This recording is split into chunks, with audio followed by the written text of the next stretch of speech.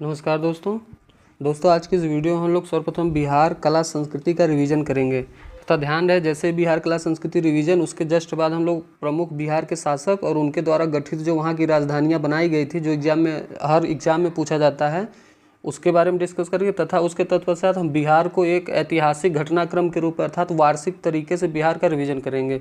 मेरे कहने का तात्पर्य है कि एक वर्ष दिया रहेगा, उस वर्ष में जो बिहार से संबंधित जो प्रमुख घटनाएं हैं उसके बारे में हम बात करेंगे। तो इस तरीके से हम स्टार्टिंग से लेके जहाँ से बिहार शुरू होता है अंत 1947 तक आज़ादी तक तो संपूर्ण बिहार को इस तरीके से रिवीजन करेंगे ताकि आपको ईयर वाइज जो है सारी घटनाएं वो आपको रिवीजन होती जाए। इस तरीके से आज हम ये क्लास चलेंगे। ये क्लास आपके लिए बहुत इंपॉर्टेंट है, बड़े ध्यान से देखिएगा तथा साथ ही ध्यान रहेगा केवल मैं उन्हीं पॉइंट्स की बात करूंगा जो एग्जाम से रिलेटेड ओरिएंटेड होंगे, इसके अलावा कुछ भी नहीं।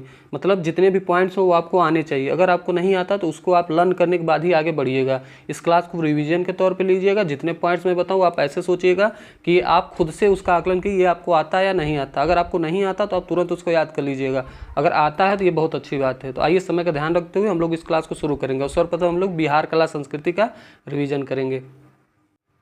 तो ध्यान दीजिएगा जो कला एवं संस्कृति बिहार में है उसको 6 भागों में बांट के इसमें रिवीजन किया जाएगा। जैसे आप ध्यान अगर देंगे तो देखिएगा इसमें सबसे सर्वप्रथम स्थापत्य कला, चित्रकला, संगीत, नृत्य एवं लोकनाट्य, पर्व त्यौहार एवं मेले, तो इन 6 भागों में बांटा गया। जिसमें सर्वप्रथम हम लोग स्थापत्य कला में आएंगे। स्थापत्य कला में आपको जो बात हम कहेंगे आप ध्यान सुनिएगा, वही आपको रिवीजन करना है। तो आप ध्यान दीजिएगा सर्वप्रथम मौर्य काल। जब आप मौर्य काल को ध्यान देंगे तो बिहार में कला परंपरा के स्थायी प्रमाण मौर्य काल से प्राप्त होते हैं। अर्थात मौर्य काल के दौरान बने जो राजप्रसाद, स्तंभ, स्तूप और गुफा सभी में स्थापत्य कला के प्रमुख रूप हैं। तथा ध्यान से अगर आप देंगे तो ये है कि पटना के कुम्हरार से चंद्रगुप्त मौर्य के राजप्रसाद के अवशेष मिले हैं। तो इतना बात आप ध्यान देंगे। उसके बाद जब आगे बढ़िएगा, आगे आपको ज़्यादा ध्यान नहीं देना है, आगे डायरेक्ट आपको यहाँ पे आना है ये पाल काल में, क्योंकि पाल काल में जो स्थापत्य कला के बहुत इंपॉर्टेंट मिले थे। तो इसमें आप ध्यान दीजिएगा ये है कि पाल काल के दौरान स्थापत्य मूर्ति कला के कला रूप के अवशेष मिले हैं, जिसमें सबसे जो प्रमुख है वो है आपका उदंतपुरी और विक्रमशिला महाविहार। आपने सुना होगा अक्सर एग्जाम क्वेश्चन बनता है कि विक्रमशिला की स्थापना तो धर्मपाल ने की थी। तो यहाँ से आप देखिएगा तो ये जो विक्रमशिला और उदंतपुरी पाल कला के स्थापत्य के प्रमुख उदाहरण हैं। इसके कारण क्या है कि इनके जो निर्माण है, इनका निर्माण जो है वो ईंटों से किया गया है, जिनमें आंगन के चारों ओर बरामदा तथा बरामदे के पीछे भिक्षुओं के निवास के लिए कमरे इसकी प्रमुख विशेषताएं हैं। अब आगे बात करेंगे तो ये पॉइंट्स आप ध्यान दीजिएगा जिसमें कहा गया कि पाल काल के पत्थर की मूर्तियाँ काले बैसाल्ट पत्थर की बनी हुई हैं। तो ये क्वेश्चन पूछे पाल काल के जो पत्थर की मूर्तियाँ किसकी बनी हुई, तो काले बैसाल्ट की बनी हुई हैं। चलिए आगे मध्यकालीन स्थापत्य में जब आप जाएंगे इसमें जो आपको ध्यान रखना है वो ये देना है कि ये जो तुर्क काल की सबसे जो महत्वपूर्ण इमारत वो है बिहार शरीफ स्थित मलिक इब्राहिम या फिर मलिक बया का मकबरा। ये आप ध्यान देंगे, बिहार शरीफ स्थित मलिक इब्राहिम मलिक बया का मकबरा, जिसका निर्माण 1353 में हुआ था और इस पर तुगलक शैली का प्रभाव है। तथा इस मध्यकाल में जो सबसे इंपॉर्टेंट है स्थापत्य कला में वो आप शेर शाह का मकबरा ध्यान देखेंगे। तो अफगान शैली का जो सर्वश्रेष्ठ नमूना है वो आपका शेर शाह का मकबरा है। इसका निर्माण सासाराम में 1545 के मध्य में हुआ था। 1545 था, 1543 और शेर शाह का मकबरा सासाराम। शेर शाह का मकबरा सासाराम आपको याद ही होगा, बस आप 1545 याद रख लीजिएगा। इसका कारण ये है कि ये झील के बीच में अष्टकोणीय आकार का यह मकबरा है जो कि चबूतर पर बना हुआ है तथा जिसको चारों तरफ जो है आपकी सीढ़ियाँ हैं। इसकी छत एक बृहद गुंबद। इसके अतिरिक्त सासाराम में हसन खां इस्लाम शाह का भी मकबरा है। तो ये पूछा नहीं गया, लेकिन आपसे पूछा जाए शेर शाह का मकबरा आप सासाराम बताइए तथा अष्टकोणीय आकार का है, ये आप ध्यान देंगे। आइए आगे बढ़ते हैं और आगे आप जब ध्यान देंगे तो यूरोपीय स्थापत्य में जब आप आएंगे तो यूरोपीय स्थापत्य में कुछ बहुत ज़्यादा इंपॉर्टेंट नहीं है, बस गोलघर याद रखिएगा। गोलघर ये यूरोपीय निर्माण कला के गुंबद कला का एक प्रमुख नमूना है, गोलघर। अब आइए यहाँ से शुरू होता है आपकी क्लास सबसे इंपॉर्टेंट जो है आपका चित्रकला, जो कि एग्जाम में कई बार पूछा जाता है। तो यहाँ से आप बड़े ध्यान से देखिएगा, असली जो कहानी है यहीं से शुरू होती है। तो आप ध्यान देंगे चित्रकला में जो है सबसे पहले आप पटना कलम ध्यान दीजिए। ये जो पटना कलम है ये 18वीं शताब्दी में पटना में मुगल शैली, ब्रिटिश शैली एवं स्थानीय कला शैली के सम्मिश्रण से एक नवीन चित्रकला शैली का उद्घाटन हुआ। यानी जो पटना कलम हो वो मुगल शैली, ब्रिटिश शैली और स्थानीय कला तीनों को मिला के ये पटना कलम का जो है बनाया गया था इस शैली चित्रकला को। इस कला शैली की जो प्रमुख विशेषता ये है कि ये लघु चित्रों का निर्माण था। इसका निर्माण कागज तथा हाथी के दांत पर किया जाता था। इसमें मुगलों की भव्यता की जगह सामान्य पर्व त्योहार, उत्सव, जीव जंतु एवं सामान्य जीवन के चित्रों को प्रधानता दी गई है। अर्थात कहें तो पटना कलम आपसे पूछे तो मुगल शैली, ब्रिटिश शैली, स्थानीय कला शैली तथा इसमें मुगलों का जो है बहुत ज़्यादा वो नहीं, बल्कि इसमें जो है स्थानीय मतलब भव्यता की जगह जो है सामान्य त्यौहार, वहाँ के जो उत्सव हैं उनके बारे में बताया गया है तथा इसका निर्माण कागज और हाथी दांत पर किया गया है। अब आइए बात करते हैं मधुबनी चित्रकला। मधुबनी चित्रकला बिहार का सुप्रसिद्ध है, ये आपको पता ही होगा, जो आपके क्या कह सकते हैं कि चावल पे भी ये बनता है। तो देखिएगा मिथिला क्षेत्र की महिलाओं द्वारा इस कला रूप को प्रचलित किया गया। इसके प्रमुख रूप जो भित्ति चित्र एवं अरिपन है। प्रमुख रूप है इसका भित्ति चित्र एवं अरिपन। और ध्यान दीजिएगा तो ये कह रहा है कि प्राकृतिक रंगों पर निर्भर इस चित्रकला में धार्मिक एवं वनस्पति चित्रों की प्रधानता है। धार्मिक एवं वनस्पति चित्रों की प्रधानता है। ये मधुबनी चित्रकला बिहार है, ये आप ध्यान दीजिएगा। अब बात करें मंजूषा चित्रकला की, यह कला बिहार के भागलपुर एवं उसके आसपास के अंग प्रदेश में प्रचलित है। यह स्थानीय लोक कला है जिसमें लोक गाथा को चित्रण द्वारा प्रस्तुत किया जाता है। इसमें कहानी को क्रमिक एवं श्रृंखलाबद्ध रूप में चित्रित किया जाता है। कला बिहुला विषहरी की लोक गाथा पर आधारित है। बिहुला विषहरी की लोक गाथा पर यह कला आधारित है। बस आप ध्यान दीजिए, सर्वप्रथम अगर आपको कुछ भी नहीं ध्यान है तो इतना जरूर ध्यान रखिएगा, ऑप्शन देगा आपसे, पूछेगा कौन सी चित्रकला बिहार की है, तो आप मधुबनी, मंजूषा, आपके इसके डिटेल में अगर नहीं याद है तो इतना याद होना चाहिए कि मधुबनी बिहार का है, मंजूषा बिहार का है, पटना कलम बिहार का है।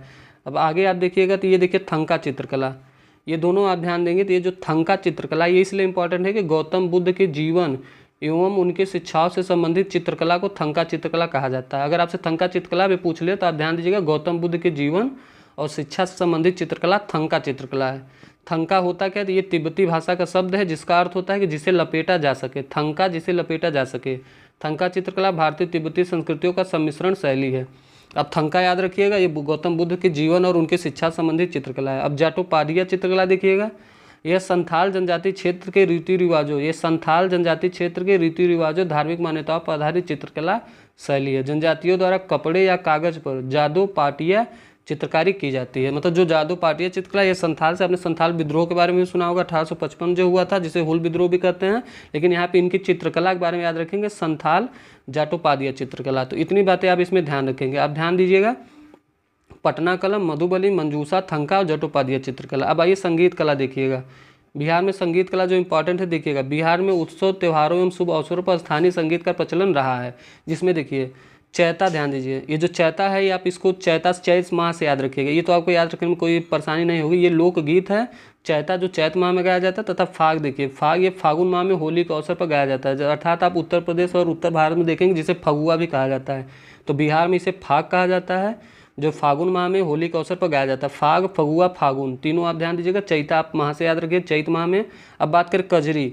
कजरी आपको पता होगी कि सावन के समय युवक और युवतियों द्वारा गाया जाना लोकगीत है। यानी जब मौसम सावन में बरसात होती है, एक ठंडा मौसम होता है, बहुत ही अच्छा सुहावना मौसम, उस समय कजरी गाया जाता है। ये बिहार का सुप्रसिद्ध, ये भी आपको याद होगा। अब 12 मासा देखिए, नाम से अर्थ है 12 मासा, यानी इसमें हर वर्ष प्रत्येक माह की विशेषताओं का गीत द्वारा वर्णन किया जाता है। यानी प्रत्येक वर्ष में जो जितने 12 माह होते हैं, हर माह में एक गीत द्वारा उस माह को वर्णन किया जाता है। अब जात सारी ये इंपॉर्टेंट नहीं, जरा देखिए नचारी देखिएगा, नचारी और सोहर देखिए। नचारी ये भगवान शिव की स्तुति में गाया जाता है। नचारी भगवान शिव की स्तुति में गाया जाता है। प्रख्यात कवि विद्यापति के गीतों का संकलन। अगर ये भी पूछ ले किसका संकलन, विद्यापति के गीतों का संकलन है नचारी, तो आप नचारी ध्यान देंगे। नचारी विद्यापति गीतों का संकलन और भगवान शिव की स्तुति में गाया जाता है। तो इस तरीके से आप इसको याद रखिए। अब बात करें सोहर, तो शिशुओं के जन्म पर महिलाओं द्वारा गाया जाता है, ये आपको पता होगा। अब बात करें इसमें देख दीजिएगा सुमंगली या लगनी। आप लगन सुने हो, लगन माने हमारे यहाँ विवाह को बोला जाता है, यानी उसका लगन लग गया, यानी उसका विवाह लगा है। तो विवाह के शुभ अवसर पर महिलाओं द्वारा जो गाया जाता है उसे सुमंगली या लगन कहते हैं, सुमंगली या लगनी। अब बात करें बटोहिया की, तो यह देशभक्ति से भरा गीत है बटोहिया। यह गीत जो है श्री रघुवीर नारायण की रचना है। तो आप बटोहिया भी पूछे तो आप श्री रघुवीर नारायण याद रखिएगा, नहीं तो ये देशभक्ति से भरा गीत है बटोहिया। और बात करें फिरंगिया, ये देशभक्ति से भरा ये भी गीत है, बटोहिया और फिरंगिया दोनों को आप एक साथ याद रखिएगा। अब बात करें इसका प्रचलन स्वतंत्रता आंदोलन के समय बहुत अधिक था, फिरंगिया या बटोहिया। चलिए आगे बढ़ते तो आप पूर्वी देखिएगा।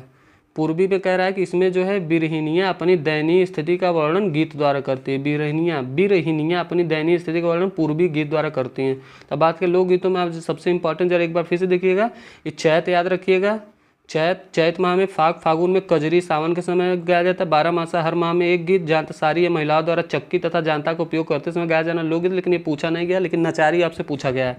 तो नचारी में भगवान शिव की स्तुति में गाया जाने वाले एक विद्यापति के गीतों का संकलन सोहर जन्म दिवस पर तथा सुमंगली लंगनी विवाह संबंधित। अब बटोहिया ये देशभक्ति गीत है, फिरंगिया भी देशभक्ति गीत है। बटोहिया में आप रघुवीर नारायण की रचना याद रखेंगे, पूर्वी आप ये देख लें। अब आइए नेक्स्ट टॉपिक इंपॉर्टेंट, ये जो आपका लोक नृत्य और लोक नाट्य है, तो ध्यान दीजिएगा। ये जोगीड़ा नृत्य आपने सुना, ये होली के अवसर पर गांव की टोली द्वारा गीत एवं नृत्य किया जाता है। अब ध्यान दीजिएगा, आपने जोगीड़ा सारा रारा सुना होगा। जोगीड़ा सारा रारा जो कि बहुत ही प्रसिद्ध होली का गीत है, जोगीड़ा सारा रारा करके बहुत सारी चीज़ें चलती हैं, तो आप उसी से इसको याद रखिए, जोगीड़ा या जोगीड़ा सारा रारा। तो ये होली के अवसर पर गांव की टोली द्वारा गाया जाता है, तो ये आपको याद हो गया। अब देखिए लौंडा नृत्य, नाम इसका लौंडा नृत्य, लेकिन इसमें होता क्या है कि इसके शुभ अवसरों त्योहारों में जो है पुरुष द्वारा स्त्री का रूप धारण कर नृत्य किया जाता है। मतलब पुरुष स्त्री बन के नृत्य करते हैं तो उसे लौंडा नृत्य कहा जाता है। लौंडा नृत्य मतलब पुरुष स्त्री। आपको एक बार के लिए आप कंफ्यूज जरूर हो जाएंगे, लौंडा नृत्य हो सकता है महिलाएं लड़कों का वो करके करें, लेकिन ध्यान दीजिएगा इसमें पुरुष स्त्री का रूप धारण कर नृत्य करते हैं। अब देखिए करिया झूमर नृत्य, यह मिथिला क्षेत्र में प्रचलित स्थानीय नृत्य है। इसमें लड़कियां समूह में गाती हैं और नृत्य करती हैं। चलिए आगे बढ़ते हैं, झिझिया नृत्य और सामा चकेवा देखते हैं। तो झिझिया नृत्य में ये देखिएगा कि ये ग्रामीण लड़कियों महिलाओं द्वारा किया जाता है। इसमें मुख्य लड़की अपने सर पर छिद्र वाला घड़ा रखती है तथा उसके अंदर दीप जलाकर नृत्य करती है। तो ये भी बिहार का है झिझिया नृत्य। सामा चकेवा देखिएगा, ये कार्तिक माह में लड़कियों महिलाओं द्वारा नाट्य के रूप में किया जाता है। यह बहन भाई संबंधित नाट्य। सामा चकेवा, सामा मान लीजिए चकेवा, सामा चकेवा ये बहन भाई संबंधित नाट्य और बिहार का है। चलिए आगे बढ़ते हैं और आप देखेंगे इसमें देखिए ये लास्ट के तो बहुत इंपॉर्टेंट है, जट जटिन और विदेशिया। डोमकच पूछा नहीं जाता, तो ये देखिए जो जट जटिन है, ये इसमें नाट्य द्वारा जट जटिन के वैवाहिक जीवन का प्रदर्शन किया जाता है। यानी जट और जटिन, जट हस्बैंड वाइफ आप कह सकते हैं, जट माने हस्बैंड, जटिन माने वाइफ। तो इनमें जो है जट जटिन के वैवाहिक जीवन का प्रदर्शन किया जाता है। हंसी मजाक वाला ये नृत्य होता है। अब बात करें विदेशिया की, तो इसमें पुरुष तथा पुरुष द्वारा महिला रूप धारण कर, देखिए इसमें पुरुष और पुरुष द्वारा महिला रूप धारण कर नाट्य जो है वो प्रस्तुत किया जाता है। ये लौंडा नृत्य का नाट्य, लौंडा नृत्य आपसे बताया ना, पुरुष जो है क्या करते हैं महिलाओं का रूप धारण करके करते हैं, तथा विदेशिया में क्या होता है पुरुष और पुरुष द्वारा महिला रूप धारण करके जो है धारण करके ये किया जाता है। विदेशिया जो है भिखारी ठाकुर की कृति है। भिखारी ठाकुर, आप ध्यान देंगे बहुत ही इंपॉर्टेंट नाम है भिखारी ठाकुर। नाम इनका भिखारी ठाकुर, लेकिन इनकी रचनाएं बहुत ही इंपॉर्टेंट है, पूछी जाती हैं। तो विदेशिया, भिखारी ठाकुर और विदेशिया ये इन्हीं के जो है नृत्य है, तो आप ध्यान देंगे। आइए एक बार रिवीजन कर लीजिएगा, जिसमें विदेशिया, अब देखिए जो सबसे ज़्यादा इंपॉर्टेंट अब उसका रिवीजन करेंगे। यानी विदेशिया जट जटिन आपको याद रखना है। सर्वप्रथम ये याद रखिए कि बिहार का है, उसके बाद इसमें डिटेल में जाए तो पूछ लीजिएगा। जट जटिन यानी हस्बैंड वाइफ, विदेशिया पुरुष और पुरुष द्वारा महिला रूप धारण करके इसमें किया जाता है। उसके बाद देखेंगे आप, उसके बाद आइएगा तो यहाँ से देखिए चैता, इस चैता फाग 12 मासा ये सब हो गया। अब देखिए लिख में जोगीड़ा सारा रारा होली का है। लौंडा नृत्य आपको बता ही चुके। अब देखिए नेक्स्ट चलेंगे तो आप इसमें आ जाइए जट जटिन और विदेशिया, इतनी चीज़ें इसमें इंपॉर्टेंट है। अब आइए बात करेंगे पर्व और त्यौहार की। तो ध्यान दीजिएगा, पर्व और त्यौहार से क्वेश्चन पूछा जाना, इसमें आप रोक नहीं सकते, तो आप बिल्कुल अच्छे से इसको ध्यान से देखिएगा, याद करिएगा। देखिए बसंत पंचमी, बिहार में जो बसंत पंचमी है ये बिहार के माघ शुक्ल पंचमी को बसंत पंचमी मनाया जाता है। यह छात्रों के बीच सरस्वती पूजा के रूप में अधिक लोकप्रिय है। यानी जो पढ़ाई से संबंधित आपके सरस्वती देवी की पूजा हम लोग करते हैं वो बसंत पंचमी के रूप में किया जाता है। यानी विद्यादायिनी जिसको हम लोग बोलते हैं, सरस्वती पूजा को बसंत पंचमी के रूप में हम मनाते हैं। अब रामनवमी देखिएगा, रामनवमी जो है भगवान राम के जन्मोत्सव पर चैत्र मास शुक्ल पक्ष के नवमी को रामनवमी मनाया जाता है। ध्यान दीजिएगा, रामनवमी क्या होता है, भगवान राम के जन्म उत्सव पर चैत मास के शुक्ल पक्ष के नवमी को रामनवमी मनाया जाता है। ये आप ध्यान देंगे, चैत मास के शुक्ल पक्ष के नवमी को रामनवमी मनाया जाता है तथा इस अवसर पर रामायण का पाठ भी किया जाता है, झांकी भी निकाली जाती है। तो रामनवमी भी बिहार में प्रसिद्ध है, बसंत पंचमी भी प्रसिद्ध है। अब देखिए होली, ये फागुन माह की पूर्णिमा को यह त्यौहार बड़ी धूमधाम से मनाया जाता है। देखिएगा पूर्णिमा को मनाया जाता है, ये आप ध्यान रखेंगे। फगुआ आपने देखा होगा, फगुआ गीत होली पर गाया जाता है तथा होली ये देखिए फागुन माह में मनाया जाता है, पूर्णिमा को मनाया जाता है, तो ये पूर्णिमा भी आप ध्यान रखेंगे। अब आगे देखिए शिवरात्रि और रक्षाबंधन। शिवरात्रि में आप ध्यान देंगे कि भगवान शिव एवं माता पार्वती के विवाह के अवसर पर यह मनाया जाता है। शिवरात्रि बहुत ही धूमधाम से मनाया जाता है। ये होता है इसलिए कि शिव और माता पार्वती के विवाह पे। और रक्षाबंधन आपको पता होगा, ये श्रावण, बस आपको रक्षाबंधन आपको पता हर जगह देश में, पूरे देश में धूमधाम से मनाया जाता है। लेकिन इसमें जैसे आपने होली याद रखा है कि वो पूर्णिमा को मनाया जाता है, इसी तरह कि रक्षाबंधन सावन माह की पूर्णिमा को यह त्यौहार मनाया जाता है। कब मनाया जाता है ये आपको बस ध्यान रखना है, श्रावण माह की पूर्णिमा को त्यौहार मनाया जाता है। इसमें बहन भाई कलाई पर राखी बांधती है, रक्षा का वचन लेती, ठीक है। तो आपको श्रावण माह की पूर्णिमा को यह त्यौहार मनाया जाता है। आप तीज देखिए, यह व्रत सुहागिन महिलाएं अपने पति की लंबी उम्र के लिए रखती हैं, ये आपको पता होगा। अब जन्माष्टमी आई है, तो श्री कृष्ण के जन्म अवसर पर जो है भाद्र मास की अष्टमी को मनाया जाता है। भाद्र, सावन के बाद आता है भादव, तो सावन में आपने देखा क्या मनाया जाता है, रक्षाबंधन मनाया जाता है पूर्णिमा को। सावन के बाद आता है भादव, जिसे भाद्र कहते हैं, तो इसमें अष्टमी को अब जन्माष्टमी मनाया जाता है। चलिए अब विजयदशमी और दीपावली देखिएगा। विजयदशमी देखिएगा कि ये आश्विन माह की 10वीं तिथि को बुराई पर अच्छाई की जीत के रूप में इसे मनाया जाता है। इस दिन रावण का पुतला दहन किया जाता है। ध्यान दीजिएगा विजयदशमी के बारे में, तो ये आश्विन माह की 10वीं तिथि को बुराई पर अच्छाई की जीत के रूप में मनाया जाता है तथा इस दिन रावण का पुतला दहन किया जाता है। अब आइए बात करते हैं हम लोग दीपावली और गोवर्धन पूजा की। दीपावली देखेंगे तो एक कार्तिक माह के अमावस्या के त्यौहार मनाया जाता है। ये भगवान राम द्वारा रावण का वध कर अयोध्या लौटने के उपलक्ष्य में मनाया जाता है। ध्यान दीजिएगा दीपावली तो कार्तिक माह के अमावस्या, दीपावली ही है जो अमावस्या मनाया जाता है। बाकी आपने अभी तक देखा होगा सभी पूर्णिमा को मनाए जाते थे। तो आपने दीपोत्सव दिखा होगा, दीपोत्सव अंधेरी रात जो दीपोत्सव होता है, तो उस तरीके से आप याद रखिए अमावस्या को। तथा ये भगवान राम द्वारा रावण का वध कर अयोध्या लौटने के उपलक्ष्य में मनाया जाता है।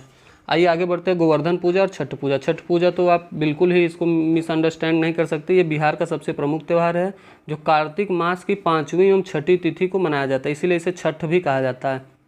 तो ध्यान दीजिएगा ये कार्तिक मास की 5वीं और छठी तिथि को मनाया जाता है। इस अवसर पर जो व्रती उपवास में रहकर सूर्य एवं जल की पूजा करते हैं, सूर्य एवं जल माने उगता सूर्य और जल लेके वो लोग पूजा करते हैं तथा ये कार्तिक मास में मनाया जाता है। अब गोवर्धन पूजा की बात करें तो दीपावली के अगले दिवस पर यह त्यौहार मनाया जाता है गोवर्धन पूजा।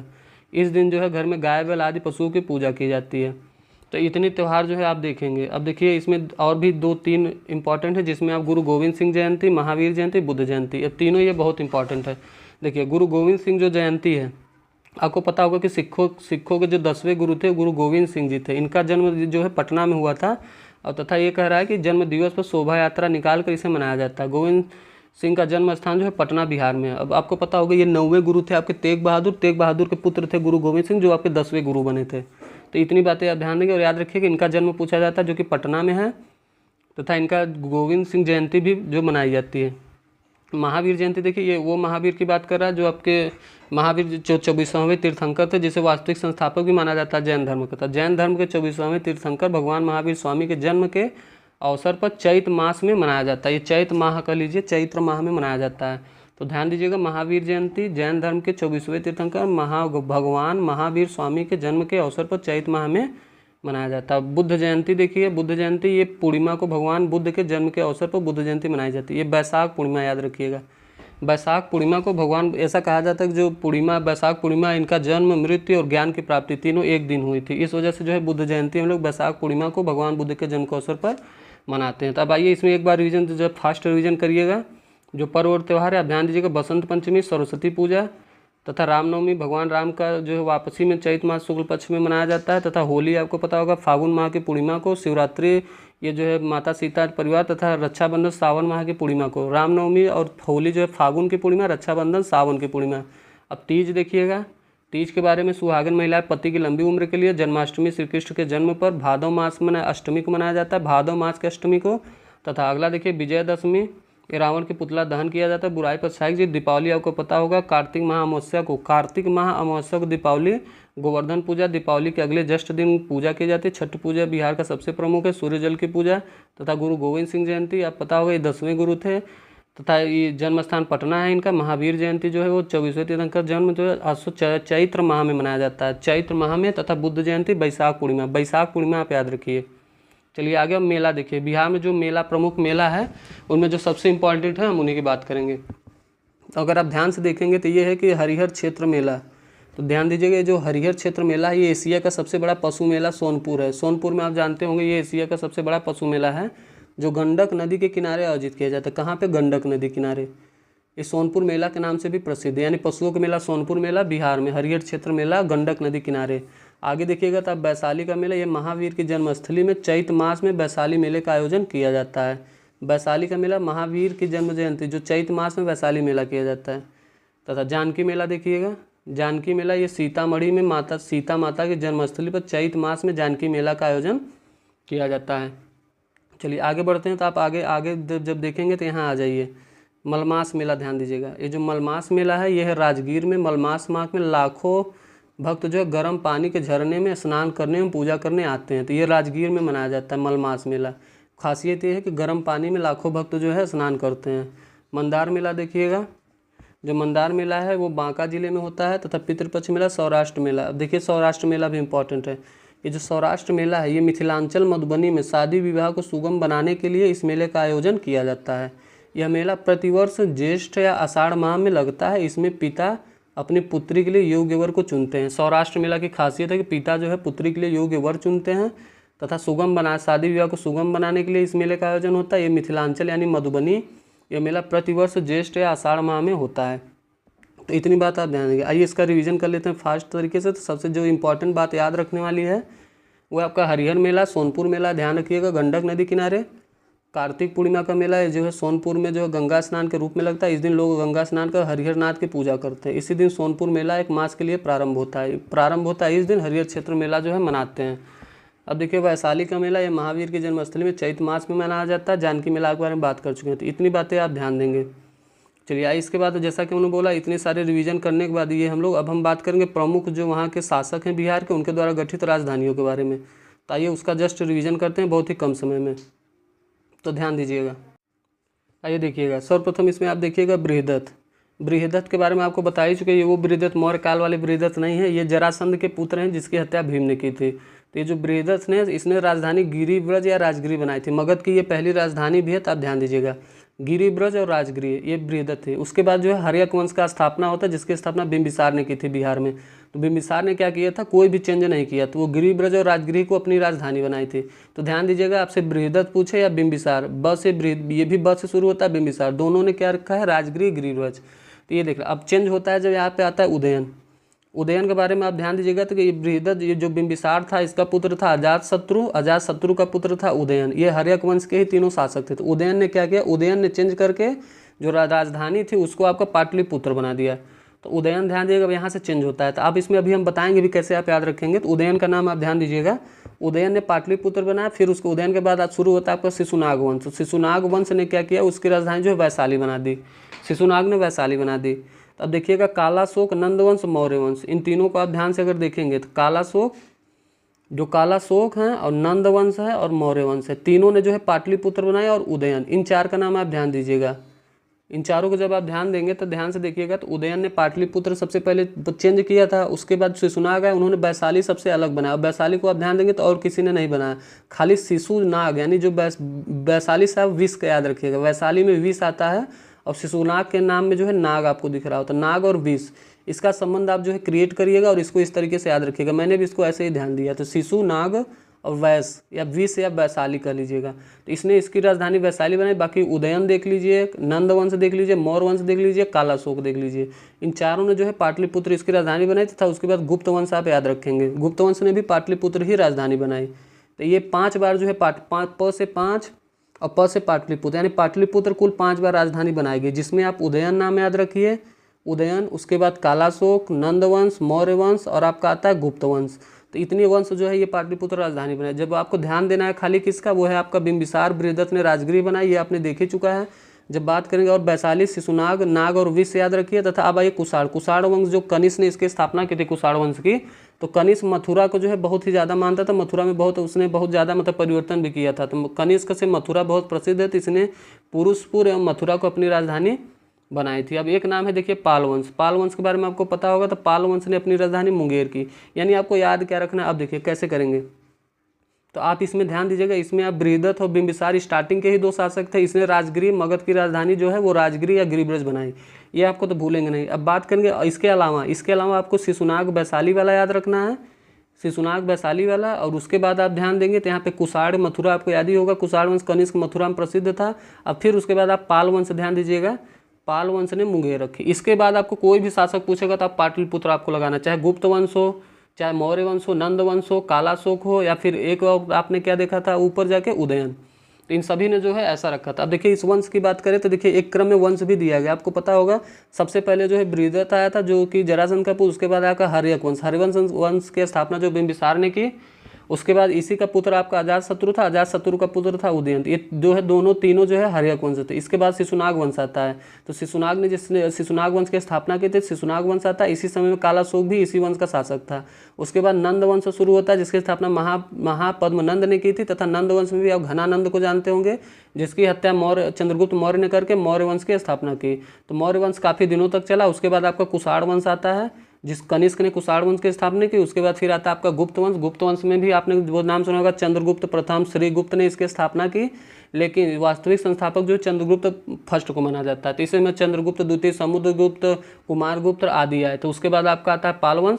गुप्त वंश में आपने सुना होगा कुमारगुप्त फर्स्ट ने जो है नालंदा की स्थापना की, धर्मपाल ने जो है विक्रमशिला और उदंतपुरी की स्थापना की थी। इतनी बातें आप ध्यान रखेंगे। अब आइए प्रमुख इतिहास के प्रमुख साहित्य और उनके साहित्यकार देखिए। जो इंपॉर्टेंट है वही बात करेंगे, तो आप बड़े ध्यान से देखिए। देखिए अर्थशास्त्र को लेखक कौन थे? कौटिल्य थे। राज्य प्रबंधन के लिए प्रसिद्ध थे। आप इसमें अर्थशास्त्र यानी पैसा वैसा मत ध्यान दीजिएगा। बुद्धचरित अश्वघोष, और आप सीयूकी याद रखिएगा, वेनसांग, इंडिका मेगस्थनीज की, मिलिंद पन्हो नागसेन की। इन जो है पांचों को आप याद रखेंगे। अर्थशास्त्र कौटिल्य, बुद्धचरित अश्वघोष, प्रज्ञा पारमिता नागार्जुन, सीयूकी वेनसांग, इंडिका मेगस्थनीज, मिलिंद पन्हो नागसेन। इतने चीज़ें को आप ध्यान देंगे। तो आइए इसी के बाद अब हम जो आपसे लास्ट में अब ईयरली वाइज बिहार का रिवीजन करेंगे। तो आप लोग ध्यान दीजिएगा, बस 10 मिनट 5 मिनट और हो सकता लगे, जिसमें आपको सारे बिहार को हम ईयरली वाइज रिवीजन करेंगे। तो ध्यान से आप देखिए। ठीक है दोस्तों, ध्यान दीजिएगा। अब देखिए ऐतिहासिक घटनाक्रम को हम एक नज़र में देखेंगे। ये इस साइड देखिए आप वर्ष लिखा है, इस साइड जो है वहाँ के मुख्य घटनाएं हैं। तो देखिए 1000 से 600 ईस्वी पूर्व तक तो आप ध्यान दीजिएगा आर्यों का बिहार में आगमन रहा था। अब जो असली कहानी शुरू होगी वो होगी 563 से शुरू होगी, 563 ईस्वी पूर्व। और देखिए इसमें ईस्वी पूर्व लिखा है ना, तो ईस्वी पूर्व और ईस्वी का आप ध्यान दीजिएगा। ये जो 563 जो ईस्वी पूर्व है वो आपका घटते क्रम में आएगा, यानी 563 के बाद 540, ऐसे करते करते एक समय जीरो आ जाएगा। जीरो के बाद आपका क्या शुरू होगा? उस समय ईस्वी शुरू होगा, यानी 1 ईस्वी 2 ईस्वी, ऐसे करते करते 78 ईस्वी आएगा। 78 जहाँ से शक संवत शुरू होगा, ऐसे करते करते आपका 320 ईस्वी आएगा, जहाँ से गुप्त संवत शुरू होगा। ऐसे आते ही जैसे वर्तमान में आप देखिएगा 2023 चल रहा है ना, तो ये हम लोग का क्या चल रहा है? ईस्वी चल रहा है। ये वही ईस्वी है, तथा ये जो ईस्वी पूर्व है ये जीरो से पीछे का चल रहा है। तो अगर आप इसमें कंफ्यूज रहते हैं तो आप ऐसे इसको समझ लीजिएगा। तो आइए मुख्य जो घटनाओं के बारे में चर्चा करते हैं। तो सबसे पहले देखिएगा 563 ईस्वी पूर्व है, तो 563 और 483 इन दोनों को आप साथ देखिएगा, साथ ही देखिए, क्योंकि इसमें जो है गौतम बुद्ध का जन्म हुआ कहाँ? लुम्बिनी नेपाल में। तथा 483 में जो हुआ वो गौतम बुद्ध का महान परिनिर्वाण यानी मृत्यु हुआ, जो आपका कुशीनगर में हुआ था। इन दोनों का जब आप अंतर निकालेंगे तो 80 वर्ष का अंतर आएगा, तो यानी 80 वर्ष तक उनका जीवन काल रहा था। 563 गौतम बुद्ध का जन्म, 483 महापरिनिर्वाण। अब आप अगर ध्यान देंगे तो आप ध्यान दीजिएगा 540 और 468। तो इसमें देखिएगा महावीर स्वामी का जन्म हुआ, जो आपका वैशाली में हुआ था, तथा महावीर स्वामी का जो निधन था वो पावा में, यानी मृत्यु को पावापुरी में। तो पावापुरी में महावीर स्वामी का निधन हुआ। तो गौतम बुद्ध और महावीर स्वामी दोनों में आपको कन्फ्यूजन रहता है, ज़रा ध्यान से देख लीजिएगा। इनका जीवन काल जो है वो आपका 72 वर्ष का रहा था। तो आप जब अंतर निकाल के 540 और 468 का, तो 72 वर्ष आएगा। यानी महावीर स्वामी का जन्म कहाँ हुआ? लुम्बिनी में, निधन हुआ कुशीनगर में। ये सॉरी, गौतम बुद्ध की हम बात कर रहे हैं, ध्यान से देखिए। गौतम बुद्ध के बारे में मैंने कहा, गौतम बुद्ध का जन्म कहाँ हुआ? लुम्बिनी में। इनका जो मृत्यु हुआ वो कुशीनगर में। महावीर स्वामी का जन्म वैशाली में, मृत्यु पावापुरी में। वर्ष आप देख लीजिएगा। चलिए आगे बढ़ते हैं। आगे अब देखिएगा 544 ईस्वी पूर्व। ये 544 ईस्वी पूर्व आप देखिएगा, जो 544 ईस्वी पूर्व है ये है, इसमें बिंबिसार द्वारा मगध का उत्थान और हर्यक वंश की स्थापना। मैंने आपसे कहा था जो क्या हुआ था कि जो बृहदत्त था वो जरासंध का पुत्र था, जिसकी हत्या भीम ने की थी। तो बृहदत्त जो है ये जरासंध का पुत्र था। उस समय जो है वो मगध की स्थापना किया। मगध की राजधानी जो है राजगृह भी उसी समय थी। उसके बाद ये 544 में हुआ क्या कि हर्यक वंश की स्थापना बिंबिसार ने किया। इस काल में मैंने आपसे बताया था 3 प्रमुख हुए थे, एक बिंबिसार, एक अजातशत्रु और एक आपका हुआ था उदयन। तो देखिएगा बिंबिसार द्वारा मगध का उत्थान और हर्यक वंश की क्या हुई? स्थापना हुई। आगे आप ध्यान देखिएगा 455 ईस्वी पूर्व उदयन द्वारा पाटलिपुत्र को प्रथम बार राजधानी बनाया गया था। उदयन द्वारा पाटलिपुत्र को प्रथम बार राजधानी बनाया गया। उदयन के बारे में मैंने आपसे बताया क्या था? उसी मतलब कि बिंबिसार अजातशत्रु का पुत्र था उदयन। ध्यान दीजिएगा। तो इसमें आपने क्या ध्यान दिया? ये दिया कि जो 544 था बिंबिसार द्वारा मगध का उत्थान हर्यक वंश की स्थापना सिंपल लैंग्वेज में। 455 में क्या हुआ? उदयन द्वारा पाटलिपुत्र को प्रथम बार राजधानी बनाया गया। मैंने आपसे कहा था उदयन ही था जिसने पाटलिपुत्र को प्रथम बार राजधानी बनाया था। कुल 5 लोगों ने पाटलिपुत्र को राजधानी बनाया था। जो आपको याद करना था वो एक का शिशुनाग याद करना था, शिशुनाग, और 20 से बना वैशाली। तो शिशुनाग ने वैशाली किया, बाकी उदयन, नंदवंश, मौर्य वंश, गुप्त वंश, इन सभी ने पाटलिपुत्र को राजधानी रखा था, जिसके बारे में हम बात कर चुके हैं। अब 344 ईस्वी पूर्व में आप देखेंगे तो ये नंद वंश की स्थापना ये महापद्मनंद ने स्थापना की थी। अंतिम शासक घनानंद था, मृत्यु चंद्रगुप्त मौर्य ने करके मौर्य वंश की स्थापना की। जो हुआ था ये क्या 321 ईस्वी पूर्व में चंद्रगुप्त मौर्य द्वारा मौर्य वंश की स्थापना। अब आता है 261 कलिंग युद्ध, जो कि अशोक के समय में हुआ था। इसी युद्ध के बाद अशोक जो है युद्ध वगैरह सभी को त्याग के जो है बौद्ध धर्म का अनुयायी हो गया था। तो वो काल था 261 और 361 में आपको कन्फ्यूजन होता है, तो आप 261 याद रखिएगा, क्योंकि जब आप याद ध्यान दीजिए चंद्रगुप्त मौर्य वंश की स्थापना ही 321 में हुई, तो 361 आपको जाने की जरूरत नहीं है। अब आइए अगला चलते हैं कि 185 याद रखिए कि मौर्य वंश के अंतिम शासक बृहद्रथ की हत्या हुई और शुंग वंश की स्थापना हुई। ये कब हुई आप ध्यान देंगे 185 में। अब देखिए शुरू होता है 78 ईस्वी, मैंने कहा ना यहाँ से ईस्वी शुरू हो रहा है, जो वर्तमान में भी 2023 ईस्वी चल रहा है। तो ये 78 ईस्वी में क्या हुआ, कनिष्क द्वारा राजा बनने के अवसर पर शक संवत को प्रारंभ किया गया। और उसके बाद देखिए 320 से क्या शुरू हुआ, गुप्त संवत। गुप्त संवत में ध्यान दीजिएगा, इसी में आपके जो चंद्रगुप्त प्रथम श्रीगुप्त ने इसकी स्थापना की गुप्त संवत की, लेकिन जो इसका वास्तविक संस्थापक वो चंद्रगुप्त प्रथम माना जाता है। तो इस समय आप ध्यान देंगे तो चंद्रगुप्त प्रथम आया, समुद्रगुप्त आया, चंद्रगुप्त द्वितीय आया, फिर आपका कुमार गुप्त आया। ये सभी जो है गुप्त से संबंधित थे। तथा गुप्त में आपने सुना होगा कि यह गुप्त जो कुमार गुप्त फर्स्ट था उसने क्या किया था, कुमार गुप्त फर्स्ट ने किया था आपका नालंदा विश्वविद्यालय, तथा विक्रमशिला का धर्मपाल ने जो है स्थापना की थी। अब देखिएगा 635 ईस्वी में क्या हुआ कि ह्वेनसांग की बिहार यात्रा सियूकी किसने लिखी, ह्वेनसांग ने लिखी। उसके बाद आप आइएगा था 750 में, देखिएगा पाल वंश की स्थापना 750 में हुई, तथा पाल वंश का ही एक था आपका कौन सा, धर्मपाल, जिसने क्या किया था, विक्रमशिला की स्थापना की थी। चलिए आगे बढ़िए। आगे 1198 के समय याद रखिए, 1198 बख्तियार खिलजी। ऐसा कहा जाता है कि पहला तुर्क शासक जो बिहार में था वो बख्तियार खिलजी ही था। इसने क्या किया था 1198 में जो है ये बिहार शरीफ पर विजय पाया था, तथा इसने ही जो है नालंदा विक्रमशिला सभी में जो है आग लगवा के उसको तहस नहस करने की कोशिश की थी। अब देखिए इसके बाद जो इम्पोर्टेंट जो समय शुरू होता है वो आप यहाँ देखिएगा 1529 का। 1529 ईस्वी में जो है बाबर द्वारा नुहानियों पर क्या किया गया, विजय प्राप्त किया गया। अब आइए 1534 देखिए, ये जो है चौसा का युद्ध हुआ था। ये देखिए चौसा का जो युद्ध था इसमें शेर शाह की जीत हुई, लेकिन शेर शाह ने जो है हराया किसको था इस युद्ध में, तो आप ध्यान देंगे जो चौसा का युद्ध हुआ था वो शेर शाह और आपका हुमायूं के बीच में हुआ था। शेर शाह और हुमायूं, तो शेर शाह ने क्या किया, हुमायूं को हराया था और चौसा के युद्ध को जीता था। अगर आपसे एग्जैक्ट डेट पूछेगा तो आप याद रखिएगा इस युद्ध में क्या करते हैं, प्लासी का युद्ध। आइए चलिए 1540 देखिए, 1540 था, ये कन्नौज युद्ध में जो है शेर शाह की जीत हुई, सूर्यवंश की स्थापना। शेर शाह क्या किया, सबसे पहले 39 में हुमायूं को हराया, उसके बाद 40 में इसने कन्नौज में युद्ध लड़ा और शेर शाह की इसमें जीत हो गई और उसने सूर्यवंश की क्या कर दी, स्थापना कर दी। अब देखिए 1541 शेर शाह द्वारा पटना का फिर से पुनर्निर्माण किया गया, तथा 1545 यानी 15 या 45 को आप बहुत अच्छे से ध्यान दीजिएगा, इसमें क्या हुआ था कि सासाराम में शेर शाह के मकबरे का निर्माण हुआ। देखिए कोइंसिडेंस देखिए कि 1545 में इसने शेर शाह के मकबरे का निर्माण भी हुआ और उसी 1545 में जो है कालिंजर के युद्ध में शेर शाह का निधन भी हो गया। तो ऐसा कहा जाता है किसी चीज़ को भांकना नहीं चाहिए, नहीं वही होता। देखिए वही हुआ, 45 में जो है मकबरा निर्माण हुआ और 45 में ही कालिंजर युद्ध में इनकी मृत्यु भी हो गई। अब आइए बात करते हैं 1576, तो अकबर का जो है बिहार पर विजय हो गया। अकबर जो था वो 1576 में क्या बिहार में विजय प्राप्त किया। चलिए आगे बढ़ते हैं, तो आगे देखिएगा 1666 देखिएगा 1 के बाद 666। इस समय क्या हुआ कि गुरु गोविंद सिंह का जन्म हुआ। ये जो है सिखों के 10वें गुरु थे तथा 9वें गुरु तेग बहादुर के पुत्र भी थे। तेग बहादुर पता होगा औरंगजेब ने उनकी मृत्यु करवा दी थी, इसलिए कि वो इस्लाम धर्म नहीं स्वीकार किए। चलिए आगे देखिएगा ये 1699, ये 1666 और ये 1699, ये दोनों डेट जो है आपका इंपॉर्टेंट है। जो 1699 है इसमें क्या हुआ था, गुरु गोविंद सिंह द्वारा जो है खालसा पंथ की स्थापना की थी। अगर आपको डेट नहीं भी ईयर नहीं भी याद है तो इतना याद रखिएगा खालसा पंथ की स्थापना किसने की, वो गुरु गोविंद सिंह जी ने किया था। अब आइए डायरेक्ट आप लोग आइए यहाँ पे देखिएगा ये 1756 का समय। 1756 में देखेंगे तो अलीवर्दी खां का निधन हो गया और सिराजुद्दौला जो था वो बंगाल का नवाब बन गया। सिराजुद्दौला बंगाल का नवाब कब बना, वो 1756 में। तथा उसी के एक साल बाद आप 1757 यानी प्लासी का युद्ध हुआ। प्लासी का युद्ध इसलिए बहुत बार पूछा जाता है, ये इसकी डेट भी आप याद रखिएगा 23 जून। प्लासी का जो युद्ध था 23 जून 1700 कब हुआ था, 57 में। 1757 में प्लासी का युद्ध हुआ किसके बीच था, तो ये क्लाइव और सिराजुद्दौला के बीच में हुआ था। यही क्लाइव सिराजुद्दौला जो बंगाल का प्रथम नवाब बना था, इसी के बीच प्लासी का युद्ध हुआ, सिराजुद्दौला की हार भी हो गई। हार इसलिए हुई कि इनके जो मीर जाफ़र जी थे, इन्होंने सिराजुद्दौला को धोखा दे दिया था, तो मीर जाफ़र ने धोखा दिया, इस वजह से ये हार गया। उसके बाद देखिए 1764 में आपका बक्सर का युद्ध हुआ। बक्सर का युद्ध इसलिए पूछा जाता है कि इसमें मुगल और नवाब दोनों साथ मिल के जो है हेक्टर मुनरो के खिलाफ लड़े थे, फिर भी उनकी जो है हार हुई थी। तो 1764 में बक्सर का युद्ध याद रखिए। अब आइए देखिए 1765 जो कई बार पूछा जाता है, यह है आपका इलाहाबाद संधि।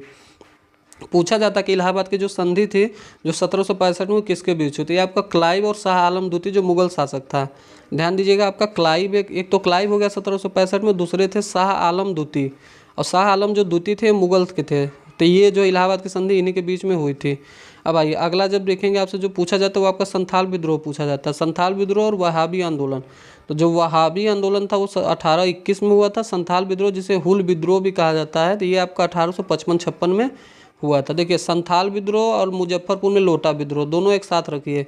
56 में क्या हुआ, इस 55-56 में आपका संथाल से थाल उठा लीजिए, और 56 में आपका लोटा उठा लीजिए। थाली और लोटा का संगम खाना खाते वक्त होता है, तो ये आपका लोटा विद्रोह थाली, यानी 55 और 56 1800 याद रखिए।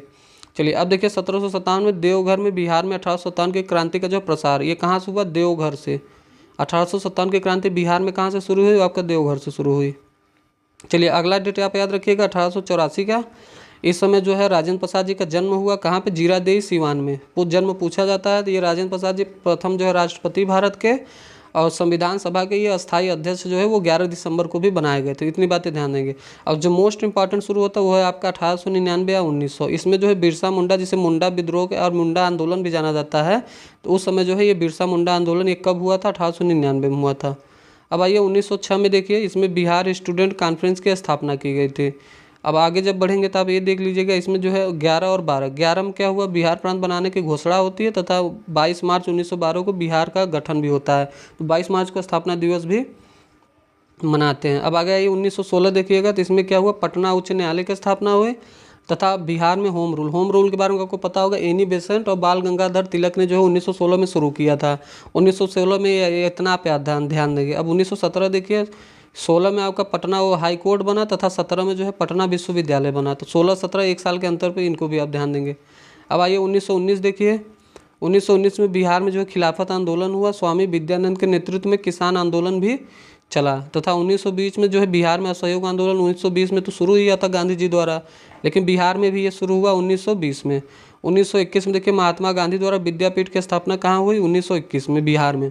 तथा 1917 भी आप याद रखिएगा, चंपारण विद्रोह जो बिहार में हुआ था नील की खेती में, यानी 3 कठिया पद्धति 3/20 में, तो उसमें गांधी जी ने इसका नेतृत्व किया था। ये भी बिहार में हुआ 1917 में।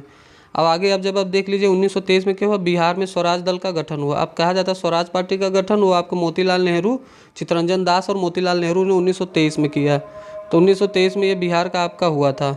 चलिए आगे, उसके बाद देखिएगा ये आपका 1930 का। 1930 में क्या हुआ, बिहार में नमक सत्याग्रह हुआ। बिहार ही नहीं पूरे भारत में अगर बात करें जो नमक सत्याग्रह था वो आपको पता होगा, साबरमती से दांडी के लिए 12 मार्च 1930 से 6 अप्रैल 1930 तक गांधी जी द्वारा चलाया गया, तथा उसी के बाद आपका सविनय अवज्ञा आंदोलन प्रारंभ हुआ। अब आइए आगे बढ़ते हैं। आगे आप देख लीजिएगा बिहार सोशलिस्ट पार्टी का गठन जो आपका 1931 में हुआ। चलिए आगे देखिएगा, आगे फॉरवर्ड ब्लॉक की स्थापना देखिए। ये देखिए 1940 में क्या हुआ आपका, ये फॉरवर्ड ब्लॉक की बिहार शाखा का गठन हुआ। आपको पता होगा फॉरवर्ड ब्लॉक जो है 1939 में सुभाष चंद्र बोस द्वारा किया गया, लेकिन बिहार में फॉरवर्ड ब्लॉक ये कब गठन हुआ, 1940 में।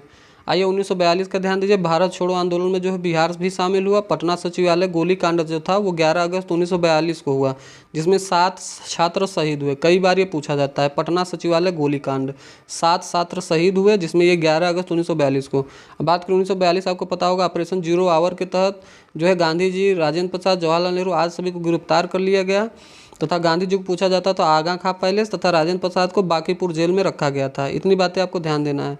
और करो या मरो का नारा 1942 में दिया गया। क्रिप्स प्रस्ताव भी आपका पूछता कब आया था, ये भी 1942 में ही आया था। अब देखिए 1942 में आज़ाद दस्ता का भी गठन हुआ, तथा 1946 ध्यान दीजिएगा श्री कृष्ण सिंह के नेतृत्व में जो है अंतरिम सरकार का क्या हुआ, गठन हुआ। ये बिहार में 1946 में हुआ। अब आइए 1947 आता है, यानी 15 अगस्त 1947 को भारत औपनिवेशिक शासन से स्वतंत्र हो गया। तो इतनी बातें आप ध्यान देंगे। ये सभी बिहार का रीजन की अगर आप मोटा माटी अगर देखें कि ये ईयरली वाइज जो सबसे इंपॉर्टेंट, अगर आपको कुछ भी नहीं याद है और आपको याद रखना हो तो आप एक बार रिवीजन भी कर लीजिए, इसको ध्यान लीजिए। ये 63 और 40, ये 4 तो आप बिल्कुल याद रखिए। उसके बाद आप आएंगे कहाँ पे, 321 चंद्रगुप्त मौर्य की जो है उन्होंने स्थापना की। कलिंग युद्ध वाला आप याद रखिए। 78 और 320 याद रखिए। शक संवत, गुप्त संवत कब हुआ। उसके बाद आप जब अगर बात ध्यान देंगे तो बख्तियार, ये जो बख्तियार खिलजी बिहार शरीफ पर विजय है। चलिए आगे बढ़ते हैं। तो आगे आप यहाँ पे याद रखिए ये 1539 1540 चौसा का युद्ध, कन्नौज का युद्ध, तथा आप आगे जब बढ़ेंगे, चलिए इसके बाद और आगे आप बढ़िए।